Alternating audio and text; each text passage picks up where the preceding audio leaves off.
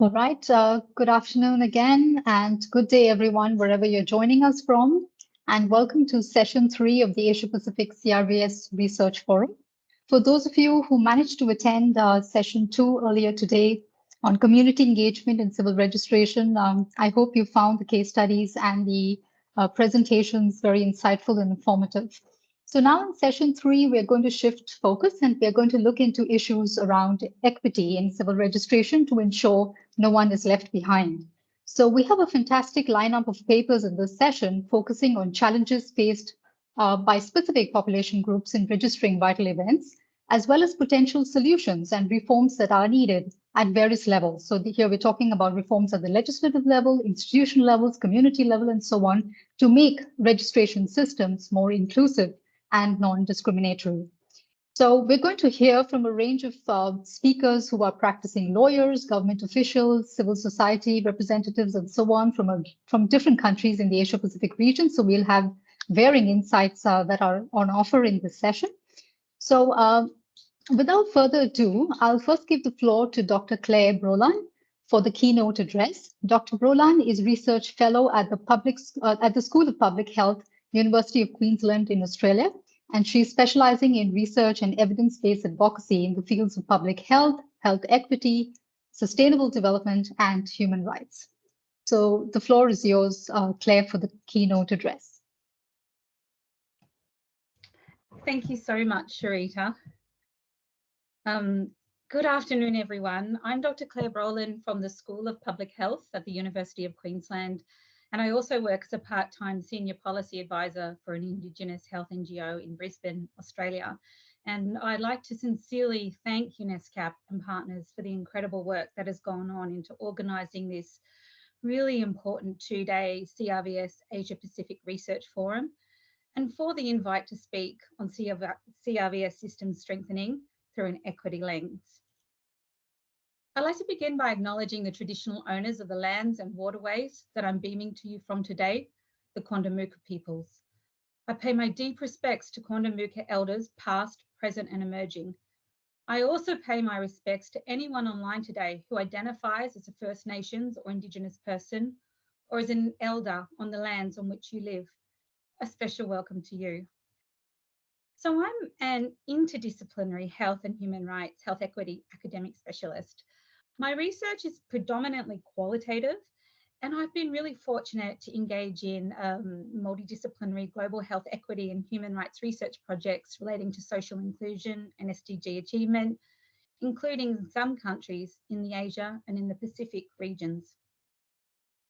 I originally entered the CRVS research space in 2009 when working on a large health policy research project between the School of Public Health at the University of Queensland and the Health Strategy and Policy Institute in Vietnam's Ministry of Health, and was fortunate to work on the Bloomberg Philanthropy Starter for Health initiative in 2017, and have written several papers on the importance of taking a rights-based approach to CRVS strengthening.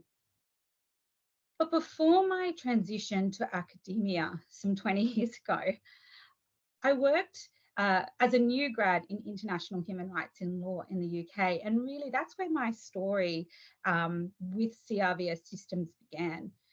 In that role, working for several law firms in London, fresh out of university, I witnessed the worldwide power of identification data contained or held by CRVS systems.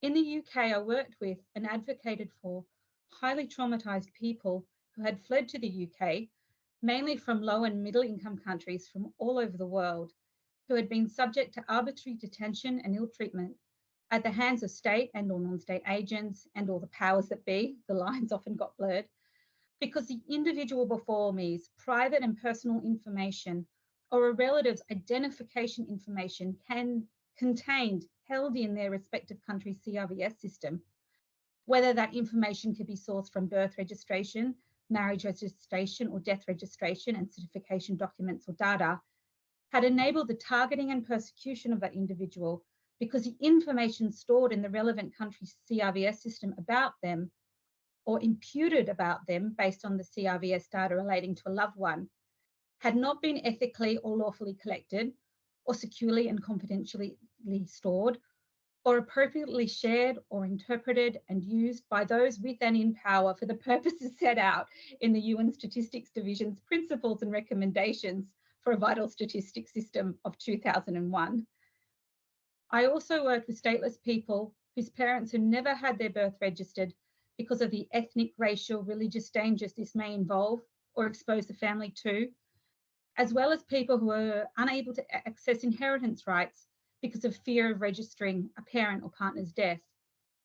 I also worked with women and unaccompanied minors who had been trafficked across international borders with ease because they had never been issued identification documentation. And people had been targeted and tortured because the cause of death on a death certificate of a loved one, which was due to a stigmatized illness or condition, was improperly leaked to vigilantes and non-state agents outside the local registry office.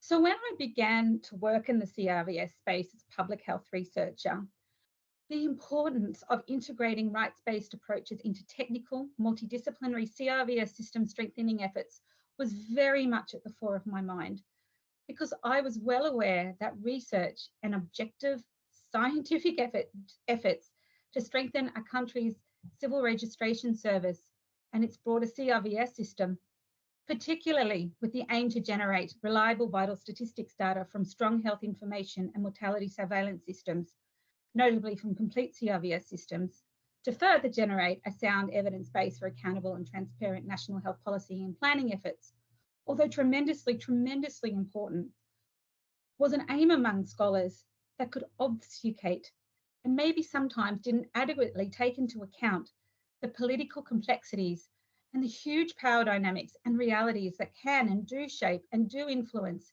and can undermine the very well-intentioned scientific efforts and interventions to generate and maintain evidence-based CRVS systems that are equitable and inclusive and do no harm, that especially do no harm and promote and protect the fundamental human rights of stigmatized, marginalized, disempowered, and or at-risk population segments from across the life course that live and die within a country's geographic borders.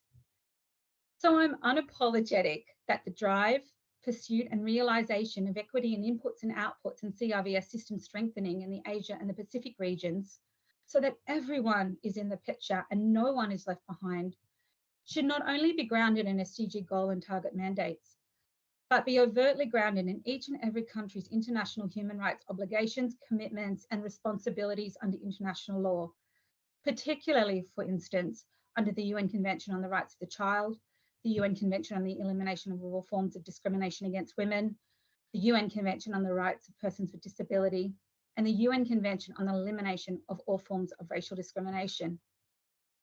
With building momentum and advances around artificial intelligence, digitalization, and interoperability of CRVS systems, for all the many potential efficiencies and benefits, the need for members of the research community to promote equity, justice, and inclusion, and the grounding of CRVS system strengthening and interoperability in human rights mandates is especially pressing in coming years and decades. And good governance will be key, as will strong institutional research ethics, clearance protocols, and procedures that are adhered to at all time. Which leads me to my next point.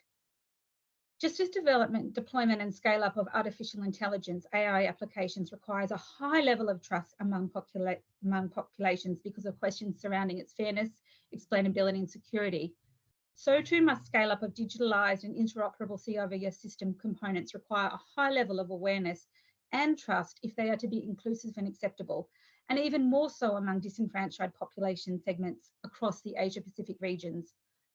Various stakeholders must trust CRVS systems and trust that all facets of CRVS systems do no harm, and trust those who are responsible for governing those service systems are seeking to meaningfully and safely achieve equitable outcomes and are acting lawfully and with integrity in so doing, and that there are adequate wraparound laws and governance mechanisms for accountable and transparent decision-making practices.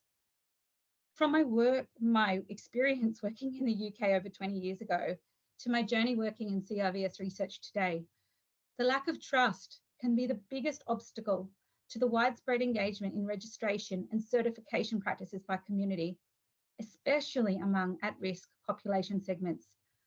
the very population segments we don't want left out and left behind in 2030 agenda achievement. So as researchers, we really need to consider in all that we do, how are we generating trust respectfully among community?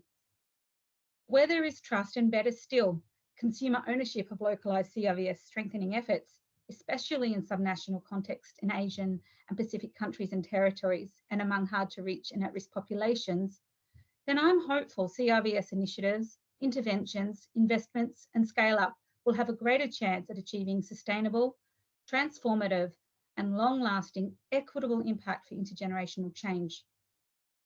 As researchers, I think a key way we can build trust is to partner with communities, community leaders and civil society organisations, as well as with legal and human rights advocates to qualitatively investigate the opportunities, enablers and barriers to trustful, rights-based birth, marriage and death registration and certification practices at individual, community and systems levels. As CRVS researchers in the Asia-Pacific regions, I think we need to build capacity to lean into strength-based community participatory research approaches to strengthen truly equitable and inclusive CRVS systems. This is because CRVS system strengthening must not only be from the top down, but from the bottom up. If ideas and solutions for CRVS interventions come from the top down only, and without consumer participation and close local multi-sectoral network engagement and partnership, I fear short-term piecemeal interventions and solutions will be implemented by CRVS technicians that may overlook important contextual, place-based issues and opportunities to advance equity. If community is part of and ideally owns the journey, such as people with disability, undocumented and displaced peoples, women and girls, local elders, I have greater hope that our collective research endeavours today will be realised for intergenerational change and community benefit tomorrow. And as no doubt this forum will emphasise, there is still plenty more to do in the Asia and Pacific regions, with approximately 64 million children under the age of 5, as well as many, many more older children and adults who have never had their birth registered or possess documentation to prove who they are, or the dignity of their life acknowledged in death through death registration and cause of death certification.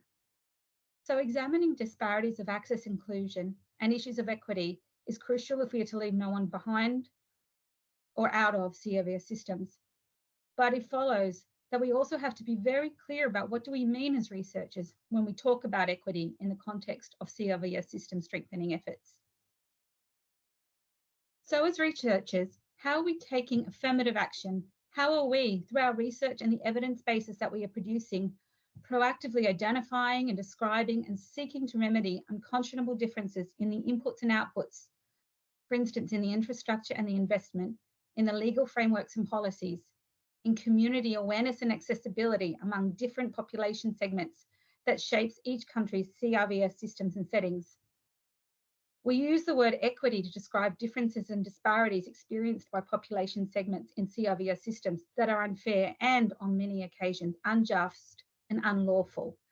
This is because those inequities often perpetuate or result from unlawful racism and discrimination at the domestic level, and or complex human rights breaches that undermine countries' responsibilities and obligations under international human rights law.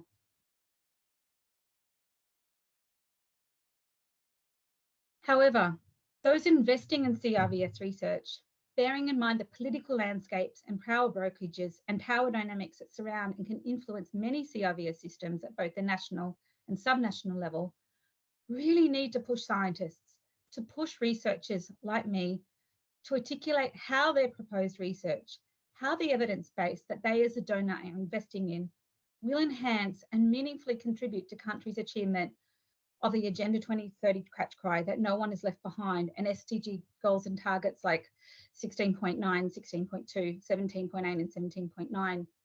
Donors really need to ask researchers to unpack the proposed CRVS researchers' contribution to equitably getting everyone in the picture beyond a few sentences. How are researchers engaging respectfully with community and enabling community participation and ownership? Where is the consumer voice and participation? How are matters of gender equity and disability and social inclusion being incorporated, for instance? How are researchers actively pursuing research translation and impact? Who are they partnering with? Are they effective, inclusive, and mutually beneficial partnerships? Are all research partners and participants culturally safe? Is the donor satisfied with the institutional human research ethics approval processes and research quality control systems? In so many well-researched and well-written scientific papers that report on CRVS research findings, I often see the words equity, health equity, equity and social inclusion used as justification for the study in the introduction, or equity is found in a 2-sentence recommendation to policymakers in the paper's discussion and conclusion. We've got to do better, because so what? Frequently, what is missing is deep critical engagement and application of the concept and principle that is equity in the research methods, in community participation and ownership of the research, and in consequent data analysis. If researchers are serious about equity and leaving no one behind in CRVS system strengthening efforts, they must be equally serious about partnering with community leaders, with communities, with NGOs and civil society, with advocates, with appropriate government agencies, and in particular, champions and influential leaders within those agencies, with donors, with lawyers, to strategically translate research findings into meaningful policy and regulatory impact and rights-based interventions and change. Where and whenever possible, I strongly recommend that multidisciplinary researchers strategically include a complementary research policy translation work package into their proposed CRVS research project and apply for funding to support and facilitate vital research translation as well.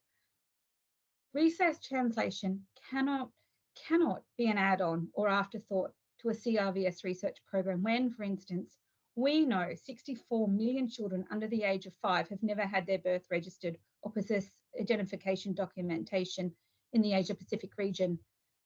Evidence-based action and advocacy is urgently needed now. Indeed, researchers can use research methodologies to measure and monitor and report on their research translation and evidence-based advocacy partnership efforts and strategies and experiences and co-learnings, which then can be shared with their CRVS research peers and multi-sectoral partners in forums such as this. We must pivot from conducting rigorous and commendable pieces of CRVS research, wrapped up neatly in the form of scientific articles and technical reports that sit on shelves and in the database archives of PubMed and Scopus, to research with transformative impact that has implication and direct bearing on the achievement of accountable, transparent and equitable outcomes of, for and with uncounted and invisible population segments in the Asia-Pacific regions. It's not a matter of equity. It's actually a matter of researchers promoting the fundamental human dignity and fundamental human rights of some of the most invisible people, not only in our region, but on the planet. And I know I'm challenging many researchers to move out of their comfort zone. But my response is to partner with a well-respected advocacy organisation or research or multi-sectoral colleagues and CRVS allies and champions in your country or in the broader Asia and Pacific regions, where strategic research impact and advocacy for policy and planning and resource impact and the ability and experience to respectfully network with and hold CRVS decision makers to account is in your research partner's comfort zone and area of expertise. Finally, I know I've gone a little over time, but it would be remiss of me not to mention that CRVS systems are not capturing and counting everyone in high-income countries in the Asia-Pacific regions too, which generates and perpetuates unconscionable inequities, health and well-being gaps and disparities, and multidimensional poverty and trauma among population segments in high-income nations as well. For example, in my country, Australia, in fact, in my state of Queensland, the Health Ombudsman released a report in 2018 investigating the alarming under-registration of Aboriginal and or Torres Strait Islander births in Queensland.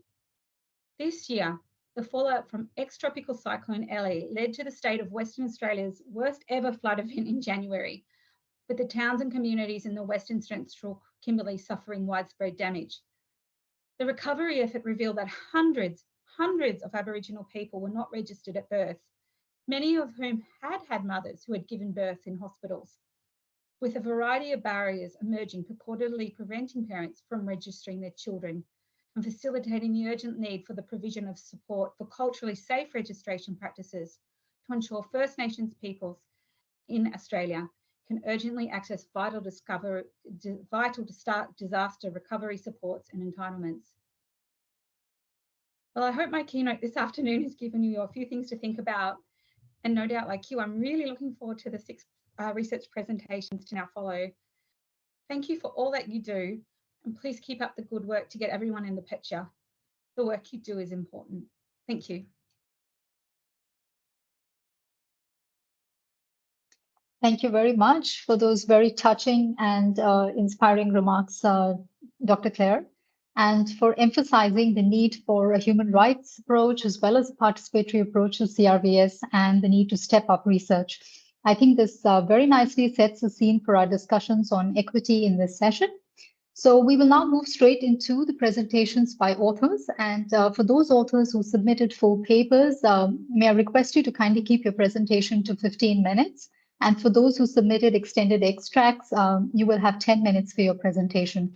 And we'll just have a little bit of time after each presentation for some quick questions, mostly for clarification, but for any detailed discussions, we'll save that for the Ask the Authors segment of this session, which will begin at 3:35 p.m. Bangkok time.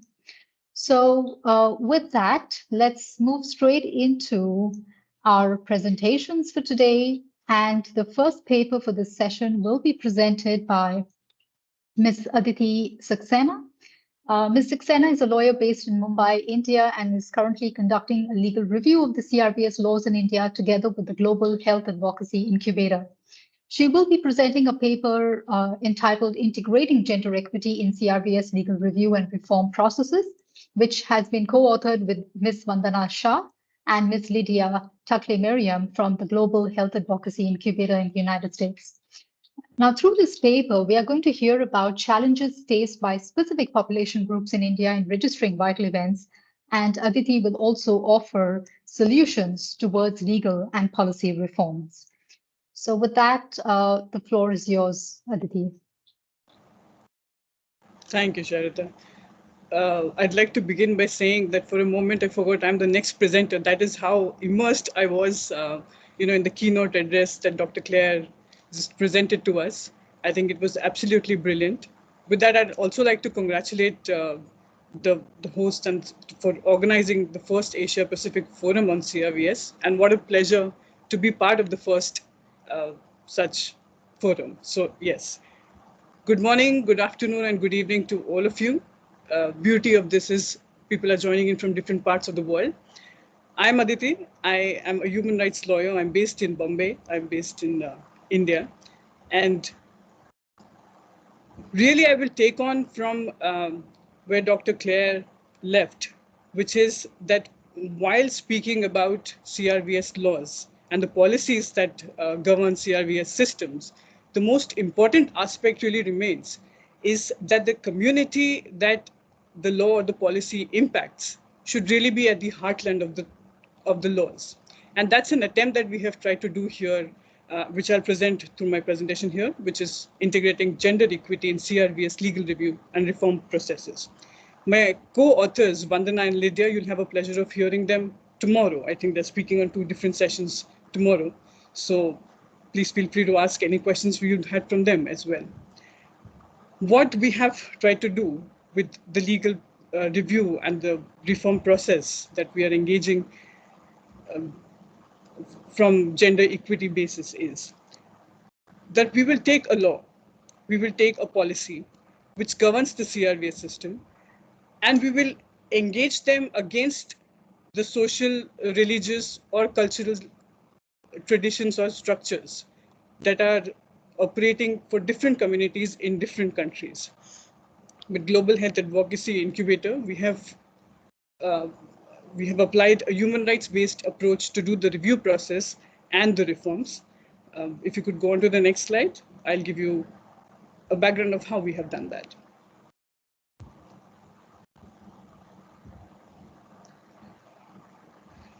We have devised a toolkit for all the human rights lawyers or a lawyer generally to incorporate the social constructs or the religious traditions, or otherwise any barriers that might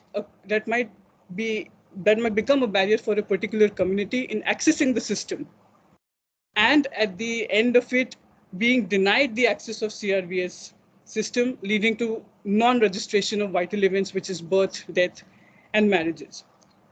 Here particularly, we speak of 3 chapters that we have included and 3 particular countries wherein we have introduced those chapters and the legal review, which is Thailand, Uganda, and India. If you could go on to the next slide.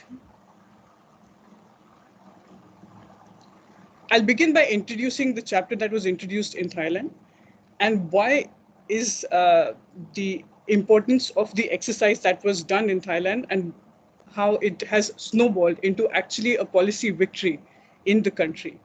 The stillbirth reporting and registration chapter was introduced, and one of the key findings of the chapters was to identify the gap between the stillbirth reporting and the data that was being collected. After the whole review was done for the stillbirth reporting, there were certain recommendations made on introducing a policy and implementation of the policy. I'm very happy to say that in 2022, the Department of Health has introduced the policy for mandatory stillbirth reporting and registration. Similarly, in Uganda, in addition to the stillbirth reporting and registration, a chapter on women and children was particularly included, which helped identify the gaps between the practice, the existing law, and what was desired to be achieved by the government in terms of registration for all. And similarly in Uganda, when the gaps were identified, and I'll go more into what were the gaps that were identified and how they were addressed in the next session. But in Uganda, the chapter on women and children was introduced for the first time. And that chapter was also introduced along with the chapter on LGBTI individuals or people who identify themselves as different genders in India in 2023. We are currently in the process of reviewing the laws, and we have made certain recommendations which we hope to engage with stakeholders very soon. And hopefully from Uganda and India, very soon we'll be able to share with you that we have had policy victories here as well. Could we go on to the next slide, please?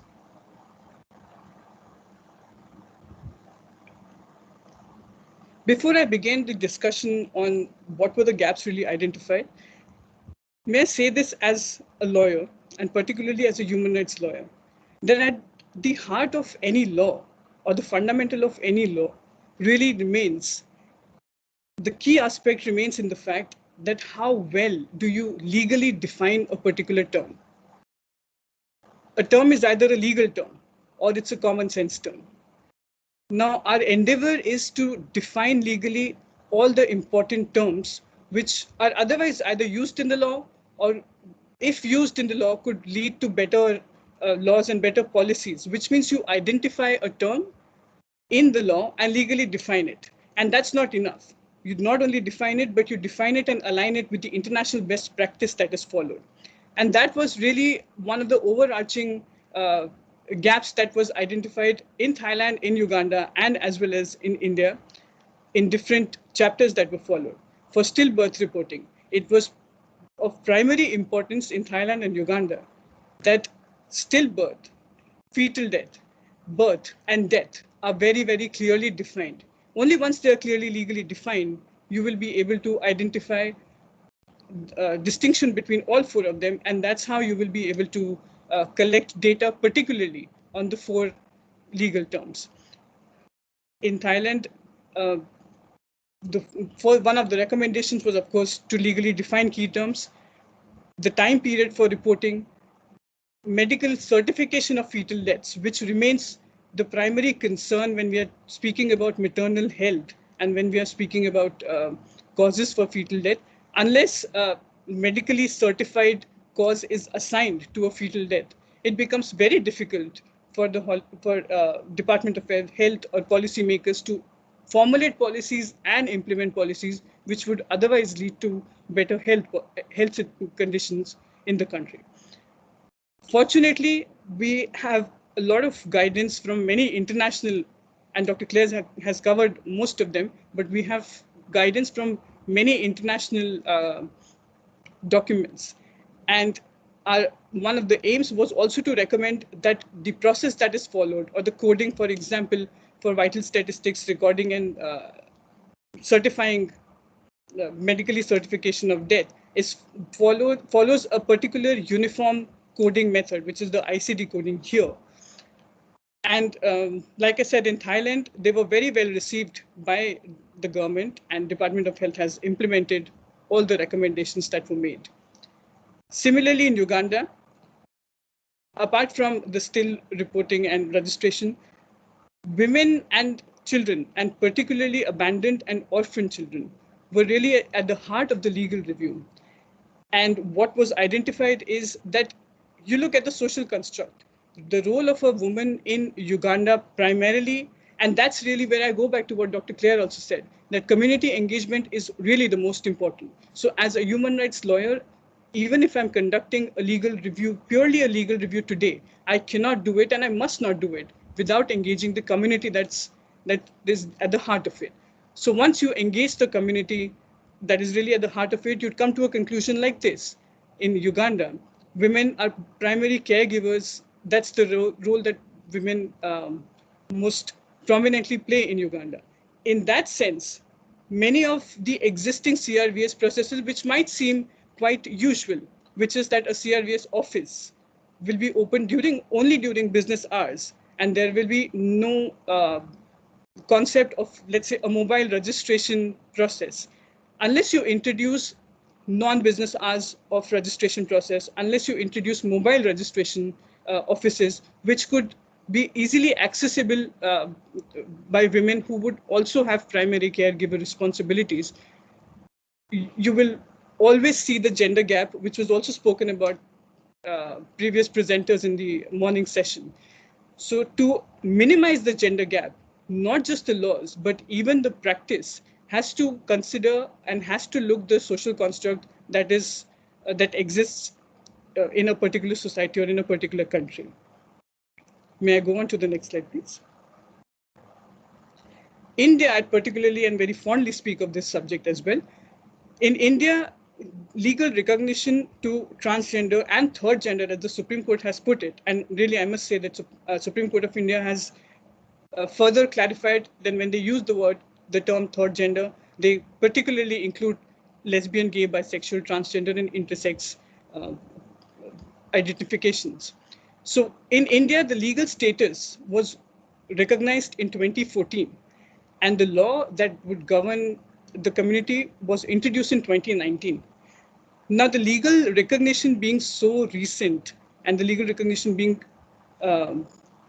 discussed also so recently, it became most important to look at CRVS laws and also to look at gender laws and come to a conclusion whether is it sufficient or whether the law today survives the test of the time.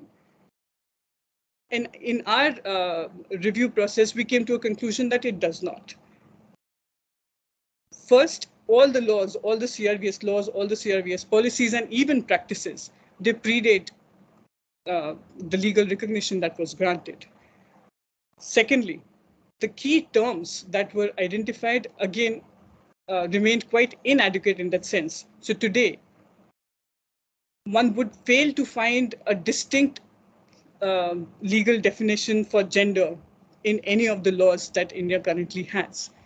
Now, in the absence of that, how does one even expect that a gender marker could be introduced in any of the official documents?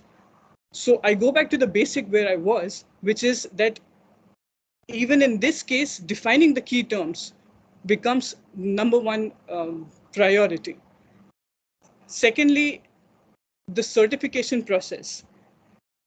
Once in India, now the law has been introduced that for a transgender to be certified as a transgender requires a certification from a judicial authority.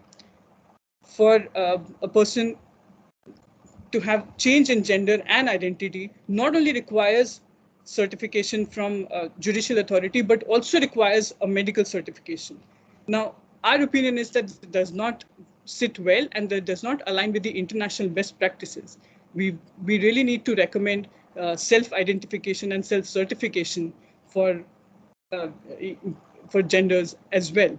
And that needs to really translate into the gender laws and then simultaneously in the CRVS laws. Similarly, India today suffers from severe lacuna as far as right to family is concerned from two aspects. One is that we still do not use gender neutral terms. We speak in terms of husband and wife, or we speak in terms of mother and father, or we speak in terms of boy and girl. And the underlying issue there still remains that India doesn't recognize right to family to same-sex couples. That's really very interestingly is mammoth of a case that is before the Supreme Court of India today, and we hope to have some victory in that regard as well. But our recommendation is that we use more gender-neutral terms, and also we recognize right to family to same-sex couples. And really, once in this scenario, for instance, once we are able to formulate recommendations with community in mind, with community in consultation towards the gender laws, those that really an upgrade in the gender laws will also translate to an upgrade in the CRVS laws. And that's the aim, and that's the overbroad view of how we have approached the legal review, which is really keeping the community at the heart of the legal review. May I go on to the next slide, please? Aditi, if I may intervene, you have about 2 minutes more, please. I'll quickly conclude. And in conclusion, as I've said, I've reached the conclusion. Countries have really two obligations. One is to international human rights law, and second is to its citizens, to its residents, to everybody who is within the territory of that country. And that's the aim that we hope to achieve with the legal review process in the coming years. May I quickly go on to the last slide? Thank you. And really just to conclude, and this will be my last point, something that Dr. Claire also said, that now that we have to identify specific vulnerable groups, and we have to continue this exercise from the perspective and keeping the community in mind, what Global Health Advocacy Incubator, supported by Data for Health Initiatives, now aims to do is to include CRVS legal review, including refugees and people with disability, and hope to expand it to other countries and really align CRVS laws with the international best practice. That'll be all from me. I'm looking forward to the breakout room and the discussion that we will have there. Thank you. Thank you, Sharon. So thank you very much for those interesting insights, Aditi. You not only highlighted the barriers faced by women in general in accessing and registering vital events, but more specifically, you emphasized the barriers faced by individuals who identify, for instance, as LGBTI in countries like India, given the continued binary conceptions around gender. And hence, incorporating gender equity in ongoing legal review and reform cannot be overemphasized, cannot be emphasized enough, as you have mentioned. So the floor is now open for any quick questions that our participants may have at this point in time. But as we mentioned, for detailed discussions, we will have more opportunity to interact with Aditi in the Ask the Author segment. So any questions at this point in time?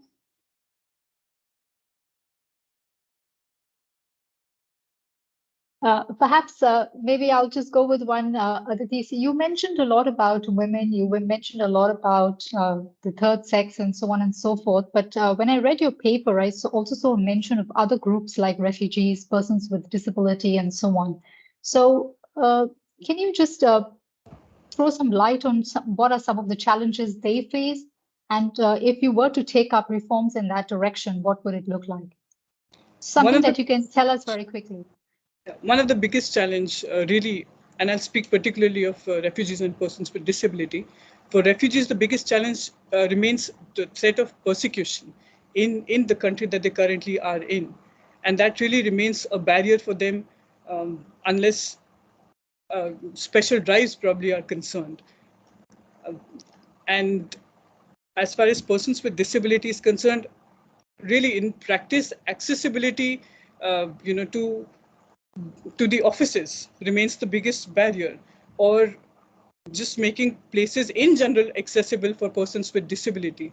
These are really the upfront barriers that we have identified, and hopefully we will be able to give recommendations particularly towards these two vulnerable communities in that regard.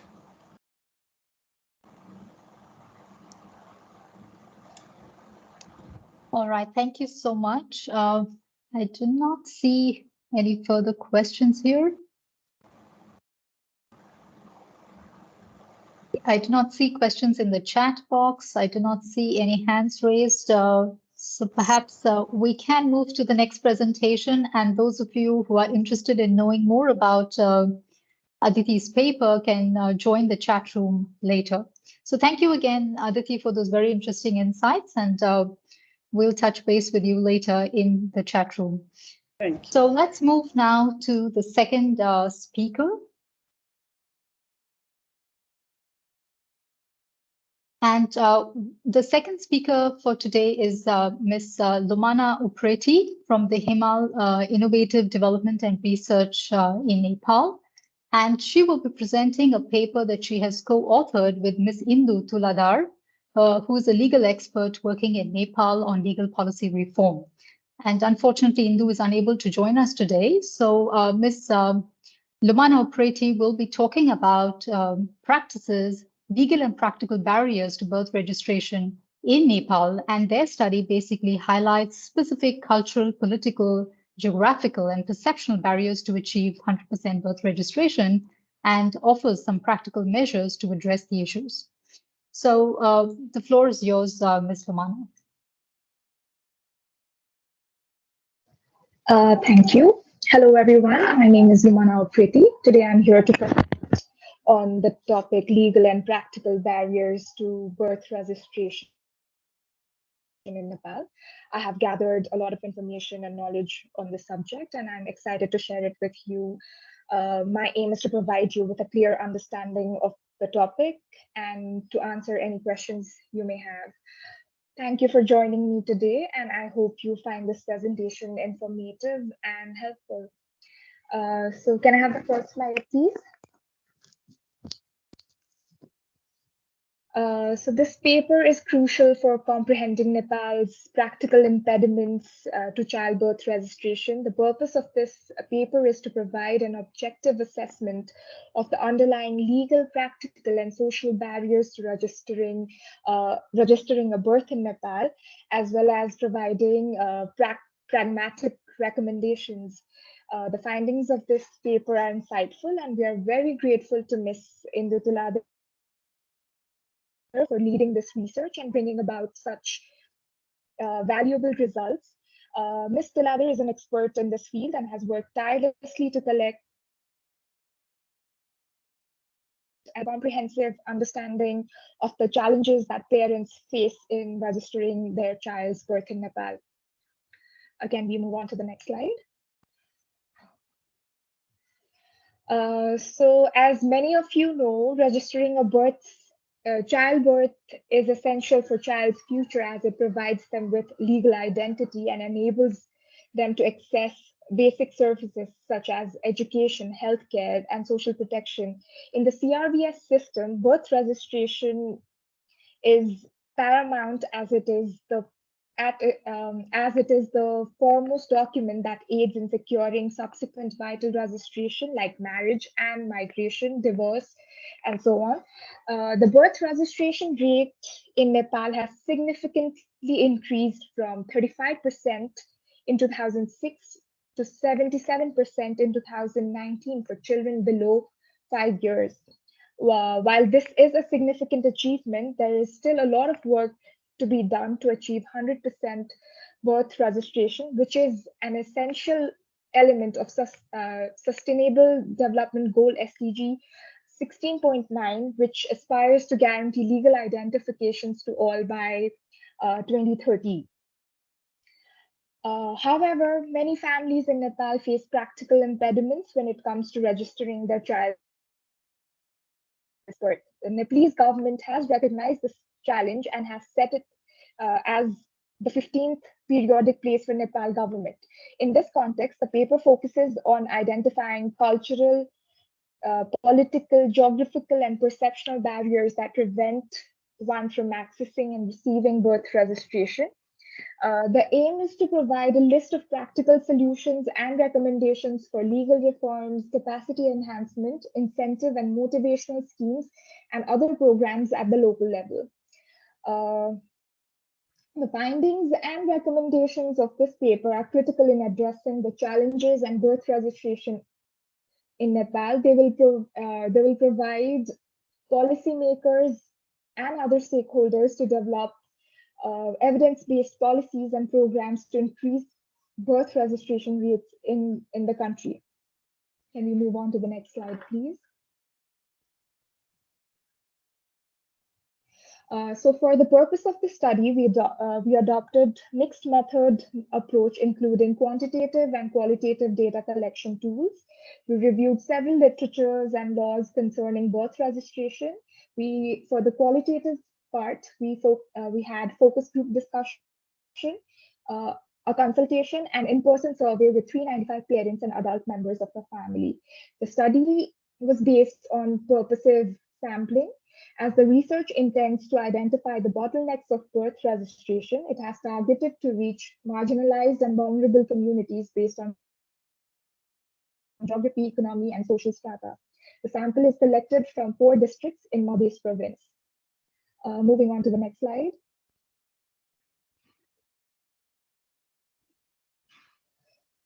The study found, I'm going to present the findings of the paper. So the study found that about 30% of the participating parents and guardians registered childbirth within 35 days. Exceeding 35 days would amount to rupees 200, would amount to fine of rupees 200. This amount of fine is not affordable to everyone. Therefore, many people do not register birth at all. Another finding was that the birth of a boy child was registered more, like 12%, as compared to that of girls, which is 4%. This indicates a potential gender bias in birth registration. Some of the key barriers to birth registration that were identified in the study includes the lack of citizenship of parents. Nepal, as we know, we have open borders with India, and cross-border marriages are very rampant. So it is very difficult for both the parents to have citizenship, and Nepal requires, the Nepalese law requires both parents to have citizenship to register the birth. Therefore, it prevents a child's birth registration where there's lack of citizenship of both parents, as well as children born out of early marriage and child marriages lack citizenship and lack marriage certificate, which is why the children do not get registered. As child marriage is also illegal in Nepal, parents do not go to the registrar's office to register childbirth because they will be held for child marriage. Other barriers include problems with requiring evidence of parents' whereabouts, single mothers' child's prevented from birth registration, limitations on the correction of personal details, family members not cooperating with the women and child, and distant registrar office, as well as no time for registering birth has impacted the child birth registration. Moreover, talking about legal barriers, even though we have legislative framework that upholds every child's right to be registered promptly after birth as a fundamental right of every child, obstacles to legal measures and their implementation still exist. So even though it seems our law has allowed birth registration under the name of mother, which may seem detracting from patriarchal norms. It is not the case. There's the responsibility to notify birth is confined to family members, which affects the children without parents, children in childcare homes, and children and the street children. Moreover, the time frame for correction of age, name, or caste is within a year of issuance of birth certificate. That hinders the right to correct age, name, or caste of transgender and intersex persons. Moreover, Section 22 of the Birth Registration Act prevents registration of children born to parents without citizenship, contradicting the fundamental right of all children to be registered. Moreover, the flaws in the procedural requirement, even when the substantive law allows children to be registered regardless of the marital status of parents, the flaws in the procedural requirement of birth registration hampers the progress towards the goal. Registrars ask for paperwork, including police verification and marriage registration number and citizenship of parents. The Annex 10 in regulation requires providing marriage registration number, even when the law allows birth registration, regardless of the citizenship of parents or parents' marital status. Moving on to the next slide. So it is important to note that even with the constitutional and legal mandates for birth registration, children are denied access to this right due to procedural impediments in online and offline registration forms. Practical and legal barriers are intertwined with each other. Without addressing legal barriers, practical barriers will not be resolved. This is because practical barriers such as lack of awareness about birth registration, limited access to registration centers, and difficulties in obtaining required documents are often rooted in legal barriers such as complex legal frameworks and bureaucratic procedures. To address these barriers, it is essential to take a comprehensive approach that addresses both practical and legal barriers. This may include legal reforms that simplify the registration process and make it more accessible to all, capacity enhancement to improve the registration processes efficiency and effectiveness, and raising awareness campaigns to promote birth registration among parents and guardians. So in conclusion, birth registration is a fundamental right of every child. It's a fundamental right that every child is entitled to. The existence of legal and practical barriers prevents many children from accessing this right, which can have serious consequences for their well-being and development. Addressing these barriers requires a comprehensive approach that takes into account both legal and practical considerations. Thank you. My presentation has come to an end. Thank you so much, Ms. Romana, for those interesting insights from Nepal. So while our previous paper had highlighted the need for legal reforms for the inclusion of population groups such as LGBTI, for instance, in civil registration, this paper certainly gave us an added perspective by highlighting not only gender gaps in registration between boys and girls, but we also heard about challenges faced, for instance, by single mothers in registering the birth of their children.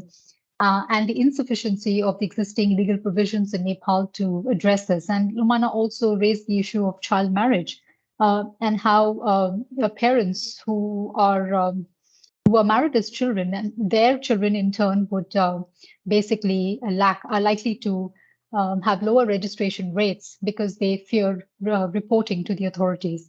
So some very interesting insights around how inequity can basically multiply itself in the system.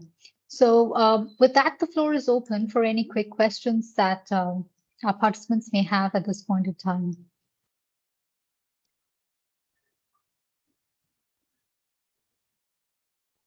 Okay, I don't see any questions in the chat box. So Lumana, thanks again for your presentation, and I'm sure there will be more discussion in the breakout room when we come to that. So let's move to the third speaker now. And our third speaker for today is Ms. Anita Mittal. Ms. Mittal basically leads the Digital Convergence Initiative as Senior Advisor at GIZ in India. She is basically has experience in the design and implementation of identification systems with the World Bank and for e-governance projects in India. She will be presenting to us her paper on efficient delivery of social protection, leveraging interoperability with the CRVS system, which she has co-authored with Komal Malhotra from Access Health International India. And through this paper, what the authors are trying to highlight is that while we know that social protection programs in themselves are often fraught with inefficiencies and mismanagement and corruption in the distribution of benefits, legal identity can play a critical role in determining eligibility for programs such as child grants or widow support programs, as well as old age allowance. So Anita, the floor is yours. Thank you. I hope you can hear me well. Let me know in case there are issues. I'll continue. So thank you for giving me this opportunity to present our story. So the two protagonists of this presentation are the civil registration system and the social protection systems. So you all know the main character of civil registration system. It needs no introduction because that is the key topic, and we have heard quite a few presentations on that topic. But I think social protection is the other main character, which we need a quick introduction. I think lots of us know what is social protection, but in some countries, the word terms used are different. Even in India, where I work, when I use the term social protection, people say, what does it mean? And when I say it means social welfare, oh, they say, okay. So social protection is basically trying to address the needs of the poor and vulnerable through programs and policies. And during COVID, we have all seen that all the countries had various programs to help reach the poor and vulnerable, almost spending 2% of their GDP on social protection programs. So, and the SDG goal number 10 also aims at reducing inequality, which will be achieved through social protection. You already have heard about my co-author, and that after that acknowledgement, I'll probably move on to introduction. So the claim that we make is that social protection systems and civil registration system have a synergistic relationship. And here I want to say, how do civil registration system contribute to social protection? The civil registration system is a rich, authoritative source of many attributes on people about their birth, death, and family relationships, marriage. So all these vital events are very important. All these relationships are important for making decisions for eligibility and delivery of programs to the poor and vulnerable. And if this decision can be made based on some authoritative source, real-time decision making can help efficient delivery of social protection systems. So while we have seen how social protection benefits, now let's see how civil registration benefits from social protection. So civil registration is important. There are probably 100 reasons why people should register for civil registration, but how can we incentivize people to register in these systems? And that is where social protection plays a role. If people see an intense incentive for registration in terms of getting services, then yes, it does motivate me to register myself for all my vital events timely, because it's going to help me in getting some services seamlessly. So this is where it's give and take relationship. And I'm saying it's synergistic because of the third component, which is vital statistics, right? So vital statistics is a key component which helps not only social protection, but many other public and private sectors with the rich analysis which it provides through the vital statistics. So this statistics is as good as the base data itself. So if civil registration data is complete, then it helps in bringing rich statistics, which is useful for social protection. And social protection helps in making this data enriched. So that's, trying to prove the claim that, there is a synergistic relationship. So how do we achieve this uh, situation? For that, you need well-functioning civil registration system and a social protection system. Even if they are both well-functioning, it doesn't work unless they are linked together, right? They should be interoperable. They should be able to exchange data. And for this interoperability, what you need is standards. So do we already have any standard which defines interoperability between those systems? Sadly, no. So this is where the initiative which I led, if you see in the next slide, the Digital Convergence Initiative comes into play. Realizing the lack of standards, the Digital Convergence Initiative was kicked off under Universal Social Protection 2030 with the aim of creating a harmonized and interoperable digital ecosystem for social protection delivery through development of consensus-based global standards.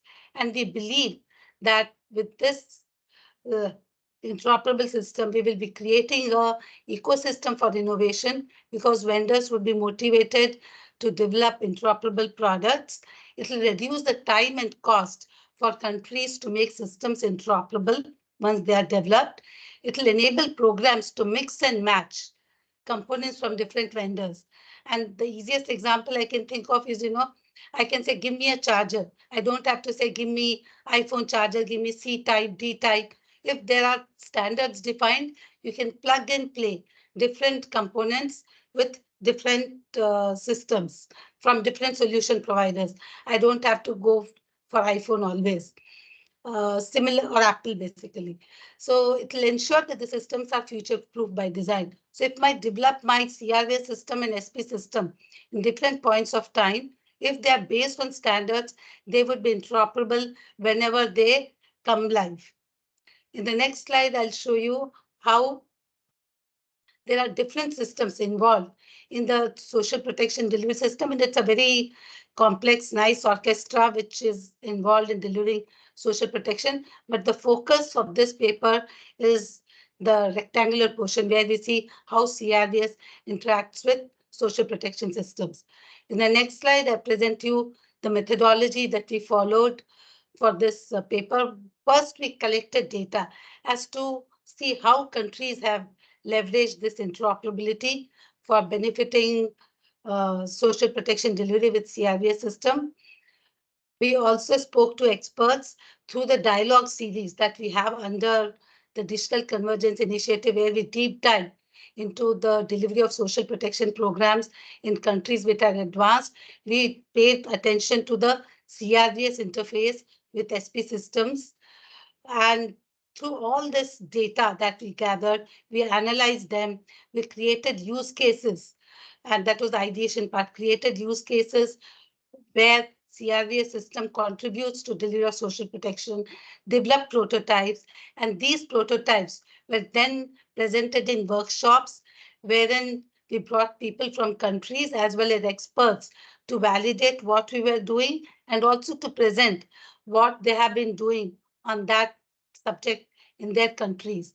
And through these workshops and other discussions on the sidelines, we have documented these results in the form of draft standards, which we will take through a consensus building process. Another important aspect which did is looking at digital solutions for CRVS in the open source domain like OpenCRVS and also proprietary solutions like HERA, which are implementing CRVS processes and the SP programs systems. So by studying the systems, we have been able to look at the interfaces, data elements, and APIs, which are involved in interoperability. This has helped us draft some standards. In the next slide, I'll show you what are the findings based on all the research. We have seen that from the research, 5 case studies that were published, especially for Latin America and Namibia, we see that countries which have leveraged this interoperability have benefited from the synergies. Both CR and SP systems, CRVS and SP systems have benefited. While these benefits exist, there are quite a few countries, almost 110 low and middle income countries, that still have deficient CRVS systems. But there is a global plan for scaling CRVS, which has a well-laid 10-year plan to achieve CRVS scaling up universal coverage as an SDG. The interoperability will enable seamless delivery of systems, as we saw through the use cases and the prototype, where we showed that all the eligibility criteria and decision making can happen without need for any documents. A person comes, establishes the identity, all the eligibility criteria is checked through interoperability, and a real-time decision is made. Yes, you're eligible for the old age allowance pension because you're old, you're a widow, and the age is verified if it's a senior citizen, and identity is verified. So this gives us confidence that what we are doing is basically going in the right direction. Looking at the interfaces of these open source solutions as well as proprietary solutions, we see that they don't have common interfaces. They don't have common standards. Hence, we feel what we are doing will add value. Similarly, we are seeing that this topic has got a lot of attention recently. We have seen delivery of social protection and role of ID being studied by ID for Africa, the G2P Connect program, even the Open CRVS solution is doing an interoperability hackathon to see how interoperability can help different use cases by leveraging CRVS. In the next slide, I'll just quickly go through the discussions, where we see that countries are increasingly using open source solutions, which has advantages and also has quite a few challenges. When addressed well, will really benefit development of the CRVS system and social protection delivery as well. Open standards helps not only open source solutions, but also proprietary or custom off-the-shelf solutions to be interoperable and to avoid vendor lock-in, because systems can be replaced. So we are saying that you're not tied to open source solutions, you are not tied to proprietary solutions. As long as you adhere to standards, systems can be used in a plug and play manner and still be interoperable. While we have very good standards in the health domain, these are lacking in social protection domain, and the digital convergence initiative is addressing this need. And if this need is addressed and systems become interoperable, who will benefit? It is basically the poor and the vulnerable, who is a user of social protection system, who will get a seamless user experience of just presenting himself or herself online or in front of assisted mode, and without asking for, give me your this certificate, give me that certificate. All this can be fetched through interoperability from the other digital systems. And in the next slide, I conclude my talk, which says, and to conclude, I want to say that integration and interoperability of SP systems with CRVS is synergistic to both these systems and beyond. Interoperability requires standards development and its adoption by different vendors and different donor partners to develop them as global standards. And this would basically help plug and play of different components, promote competition amongst the different players. Digital Convergence Initiative is working towards it, and we request all the audience to contribute to this initiative in achieving this objective in various ways, in whichever way you can, to promote awareness about this initiative. That itself would be good, which we are doing through this workshop also. And then while we say that these standards would make us realized a lot of benefits. We are not saying this is a silver bullet. There are many other challenges which remain to be addressed, taking the need for addressing connectivity, need for digital systems, digital literacy, political will, and legal reforms, to name a few. With this, I hand over back to the organizers to facilitate any discussion.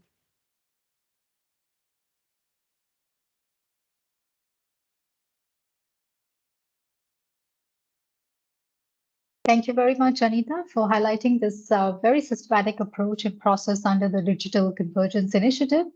And you made the point that interoperability of social protection programs with CRVS can, in fact, come a long way in providing people the incentive to register vital events and update information in the registration system in a timely manner.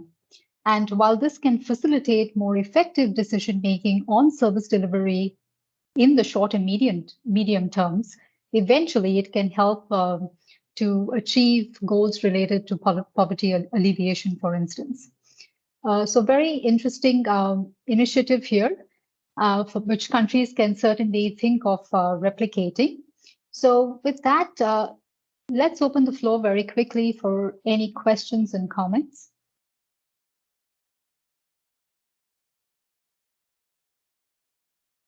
All right, so I do see a question in the chat box.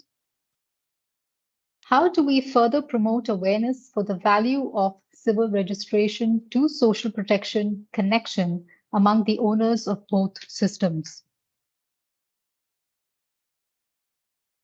Just to quickly respond to, I think some of it has been probably implicit in my presentation, but we are, as part of the Digital Convergence Initiative, we did an interoperability in action workshop where we demonstrated this value proposition of how this interoperability helps. And this recording is available on our website as a digital public good, which people do refer subsequently.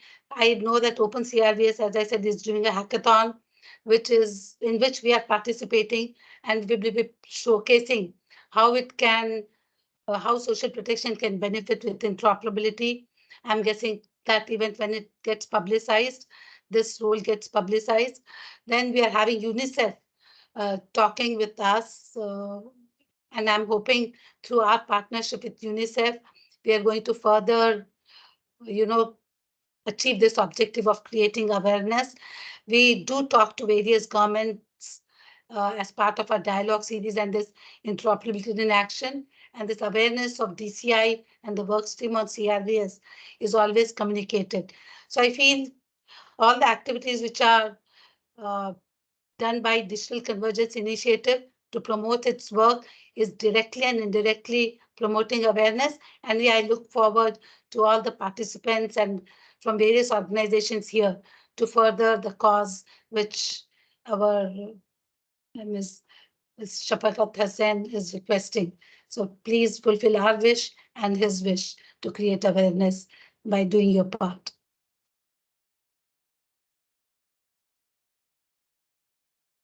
Thanks, Anita. I'm not sure if we addressed the question from Mr. Hussain, which basically says that in an environment where different IT platforms, government, open source, private, are used for developing IT solutions, how do we promote interoperability in a sustainable manner? This would be through the adoption, sorry, yeah. So because the solutions are different, so if we put standards, if these different solution providers adopt these standards, then the solutions become interoperable by design. So it will take a little bit of a while, for legacy systems to build adapters to make it interoperable with other systems. But we are working with solution providers like OpenCRVS, HERA, as well as social protection system providers like Core MIS in the open source domain. And we'll also work with solution providers in the proprietary domain to adopt these standards. And once the standards are adopted, we will ensure that future systems are definitely interoperable by design, but the legacy systems can build small adapters which make them compliant with these standards. And we can discuss offline if further details are required. Yeah, if I may just add to that, Anita, if I may add a question to that, I'm just wondering also, like in systems, in countries where the CRVS system, as well as the social protection system, is highly decentralized, the administrative setup itself is decentralized, what would be some of the challenges in bringing about this interoperability? Yes, so while this is the registration process or the registration of the vital event is decentralized, if you look at the digital CRVS systems, that is centralized, right? Because all the data from the decentralized entities through connectivity, whenever it's available, does feed into the central system. And this system can then interoperate with the social protection system. So I feel the upstream activities where you do service delivery or register people are decentralized, but the backend system definitely is centralized. Even when you have some databases at the field level, they do have connectivity with the backend system. Otherwise, the whole vital statistics part will not work, right? So there is aggregation of data happening in the backend, and central CRVS system exists. Thank you. And maybe just one final question before we move to the next. So how do we ensure that people who are left behind in the CRVS system are not even further left behind when these systems are linked with social protection provisions? So this was from one of the participants from our call ESCAP. Actually, it's from Tanya from in the chat box. So Anita, you can see the question in the chat box itself. How do we ensure the people who are left behind will not be further left behind through this interoperability? So I think I like a very good quote, which I heard in one of the webinars, is exceptional situations should be treated exceptionally. So I'm saying that while we implement digital systems should ensure that people which need exceptional handling, there is an exceptional handling process. So if you should have policy measures and legal provisions which ensure that even if you do not have an identity, if you do not have an entry in the CRVS system, you are not denied any service delivery. And I think in India's case, we have this. While Aadhaar, which is our digital ID system, has 99.9% penetration, we have exceptional handling measures to ensure that if you do not have an identity, you're not denied service. And lots of departments are ensuring that they have these processes, but there it is more of how effectively and efficiently you implement those measures. So it's strategic rollout till you achieve 100% saturation. So it's more at the implementation level. Thank you very much. I think we can have more discussion in the breakout room later. So thank you very much for those insights, Anita. And we move to the next presenter. So our next speaker is Dr. Saeed Mursalin. He's a national technical advisor for CRVS for the government of Pakistan. And he will be presenting to us challenges and barriers to civil registration for hard to reach population groups in Pakistan. So Dr. Mursalin, the floor is yours.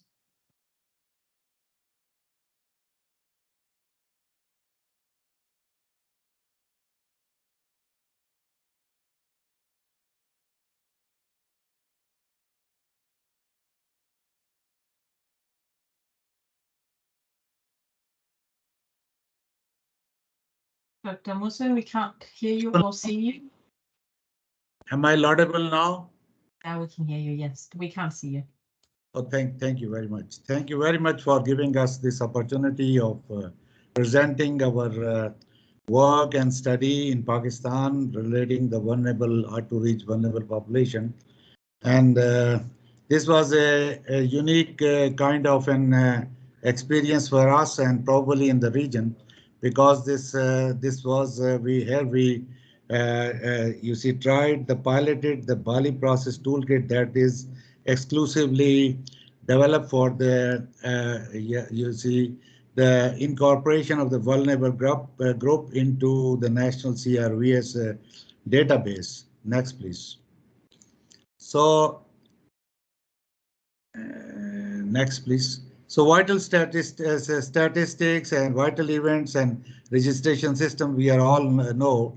Then when you talk about the system, it's talking about, we are talking about aggregation, compilation, processing, analysis, and its presentation and dissemination. So this is a more holistic approach for a systems approach, where we're gathering all these vital events into the system from multiple places, multiple areas of the country. Next, please. Next, please. So this mainstreaming of vulnerable population is one of the major thematic areas into the new CRVS reform process that has been now adopted and being pursued, along with some other important thematic areas like a legal framework, like the enabling environments, like the death registration, availability of resources, and that. So this is the area which is probably one of the weak areas where we are working, and probably a lot more work is yet to be done on that. Next, please. So once we are talking about migrants, we are talking about refugees, migrants, asylum. This is a long list of vulnerable, hard to reach vulnerable population, persons of undetermined nationalities, and Pakistan being one of the highly populated country, and diversity in its country composition of the population. So we have all types of vulnerable groups available in different parts of the country. So it is a very challenging assignment for the government and for the country and the CRVS system to concentrate and to, devise some policies plans and some action plans regarding these groups for CRVS strengthening. Next, please. So I think it's very critical once the vulnerable group population is available with us, and it is important for the individuals. It's very critical and important for the administration for look at the migration patterns and look at the management for the security reasons, for population flows, and for multiple other use by the government at the different levels, at the district level, at the provincial and the national level. At the same time, it is helpful in producing vital statistics, which could be used in policy planning and other purposes, and for public health research programs. And so this is a very critical information which is needed by all multiple administrative or levels of the system. Next, please.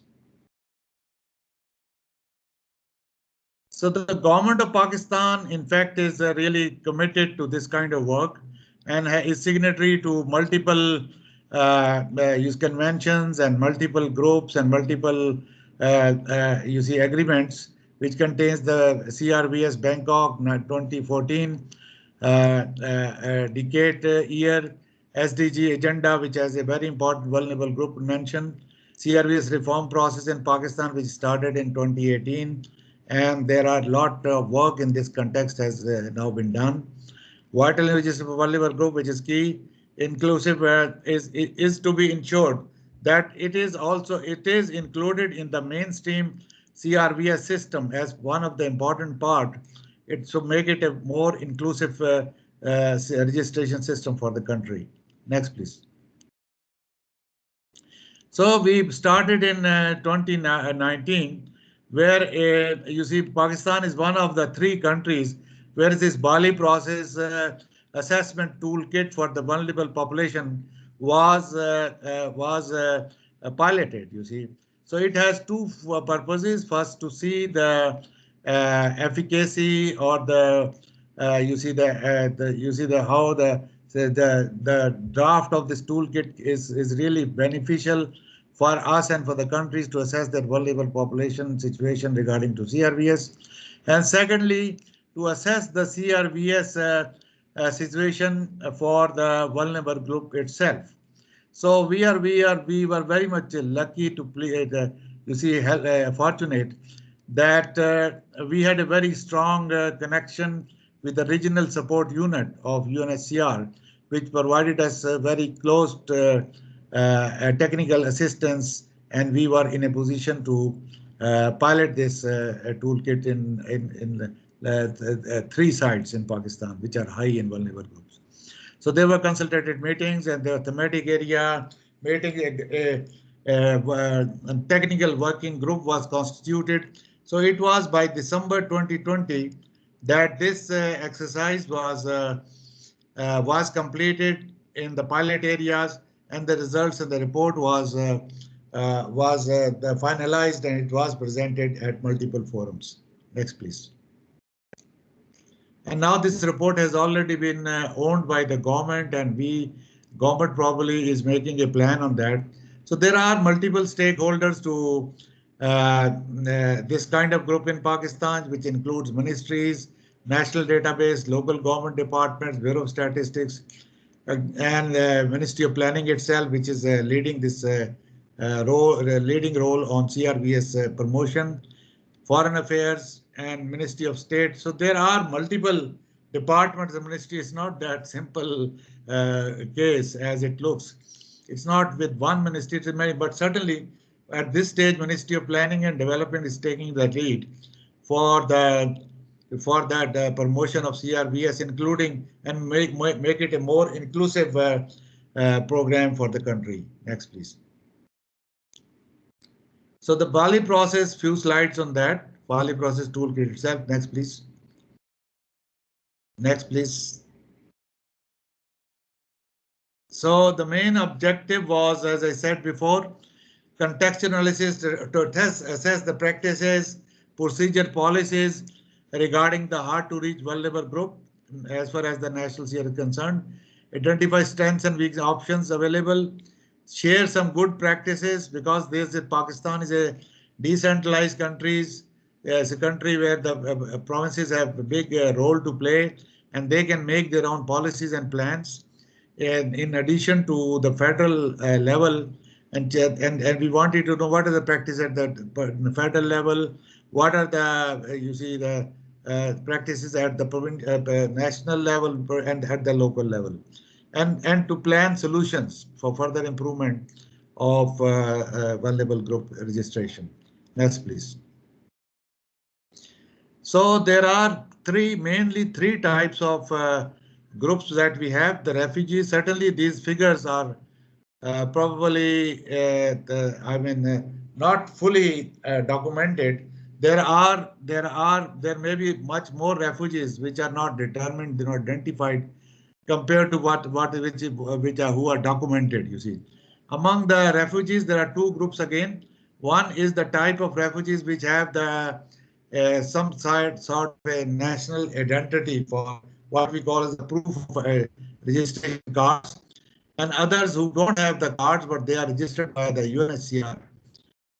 Asylum seekers, there are many Afghans and non-Afghan asylum seekers, and there are less population Garis, Bengalis, Rohingya communities, and many other varieties of vulnerable groups in the country. Next, please. But in fact, the registration mechanism in the country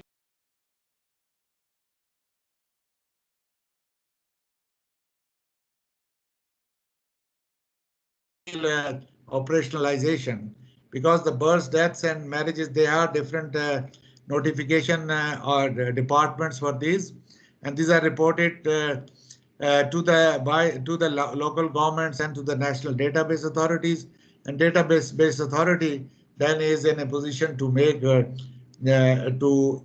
issue certificates. So there is a mechanism, but unfortunately for the vulnerable group, this mechanism is not yet been authenticated, or is still not being followed, and there are issues with it. Next, please.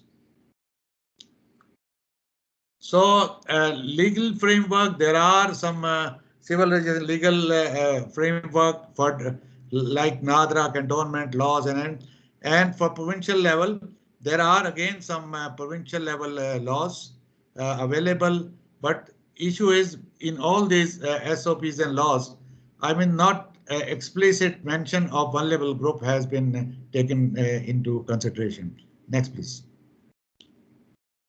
So a current system of is there is a the provisional POR holders who have the proof of identity. Afghan, as I've said before, and I think I have already discussed this group in my previous slide. Next, please. So the main issues that we are having is lack of clear understanding of mapping of vulnerable group. This is an issue. Ambiguous instructions, SOPs, framework for civil registration, lack of data, information flow, information collection mechanism, geographical barrier, resources is a problem. Intersectoral collaboration is a big issue because this is a very multi-sectorial kind of a subject that needs to be addressed. Next, please. So the gaps, there are two types of gaps mainly that we were identified: service delivery issues. First is the legal and regulatory framework is not well defined and it needs to be focused. And the capacity of the local registrar, since there are no procedural guidelines established, so there is the local capacity, the registrar offices are not clear how and when to what is the procedure to get them registered into the CRVS system. The beneficiary issues, awareness, people who are refugees, they're not aware that need to be registered, and there is a low awareness among them. And then there are geographical barriers because some of the centers, like for proof of registration which have been established, they do not match with the concentration of these groups or this population in the cities. For example, the major receiving cities, Peshawar, Quetta, Karachi, and Rawalpindi. So these centers are not geographically well placed. Next, please. So the main recommendations that came out of this study was all that ensure birth registration of all children born in the territory. This should be taken care of.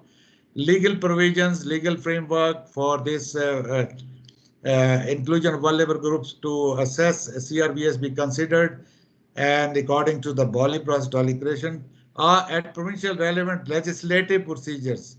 The legislative framework or SOPs need to be developed. Development of SOPs of civil registrable as a part of the national policy. There is a need capacity building, capacity development support. Once these SOPs and this provincial framework is developed, it has to be promoted, and the capacities of the relevant registration staff has to be built on that. Next, please. Next. The way forward, certainly a development of the National Action Plan for improving vulnerable group, support for the pilot districts, organization of national dissemination workshop.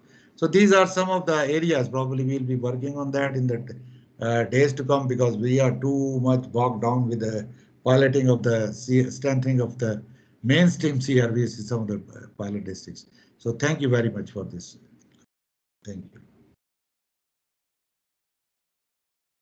So thank you very much, Dr. Mursaleen, for highlighting the interventions of the government of Pakistan to ensure that birth registration of all children born in Pakistan, irrespective of their legal status, that it actually happens. And in specific, you emphasize the need to make civil registration accessible and available to population groups such as refugees, asylum seekers, and stateless populations who you've identified as the most vulnerable groups for the country.